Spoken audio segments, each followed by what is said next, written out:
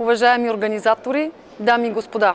Най-напред бих искала да ви благодаря за това, че ми дадохте възможност да говоря по този толкова важен и постоянно считан за табу въпрос.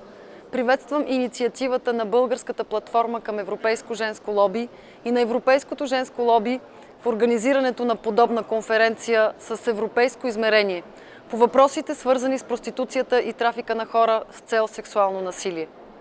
Бих искала да започна с няколко факта, които е хубаво всички да имаме предвид. 79% от трафика на хора е с цел сексуално насилие. Около 80% от жертвите на трафика на хора са жени и момичета. Затова, за мен е важно и повече от необходимо неотложното популяризиране на правата на жените, равнопоставеността на половете, информацията за основните права на гражданите и битката срещу кода за мълчание и срам. Силното послание, към което апелирам днес, е необходимостта от диалог за превенция и следователно организирането на информационни и осведомителни кампании. Те трябва да бъдат насочени едновременно и към младите, и към възрастните, за да поставим край на съществуващото табу, свързано с трафика на хора с цел сексуално насилие и проституция. Същевременно, като представител на българските граждани в Европейски парламент, не мога да не повдигна въпроса за усложненията и последствията от трафика на хора в моята държава. Наистина, според доклада на група експерти от Съвета на Европа, България е една от европейските държави, сериозно засегнати от този феномен.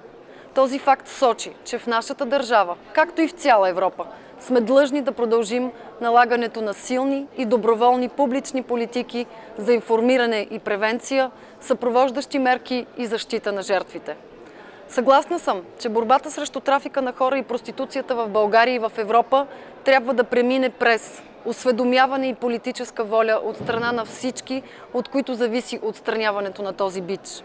Трябва да приемем равнопоставеността на половете като гледна точка. И поне 4 са основните ни приоритети. Най-напред – информираност и образоване, целящи промяна на менталитета по отношение на равнопоставеността на половете. На второ място – справяне с проблема с търсенето или с други думи, прилагането на санкции на клиенти и потребители на трафика на хора и проституцията, заради които системата за проституиране продължава. На трето място – засилване борбата срещу сводничеството и организираната престъпност и трафика на хора. На четвърто място – защита и осигуряване на съпровождащи мерки за жертвите на трафика и по-специално на онези, които са подложени на сексуално насилие или проституция. Поради това е важно да предложим европейска стратегия срещу трафика на хора като ефикасен метод, обвързан с цели, приоритети и конкретни мерки за справяне с проблема. Фокусът върху тази стратегия, както и нейното изпълнение, са насочени към мобилизирането на политиците на обществото.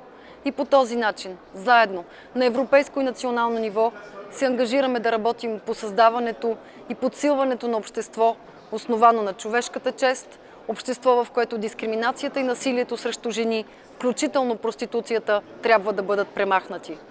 Бих желала тази конференция да е отправната точка на социалния и политически дебат в България и силно се надявам, че всички последващи дискусии ще бъдат взети предвид при изработването на българска и европейска публична политика, насочена към премахването на трафика на хора и проституцията в Европа.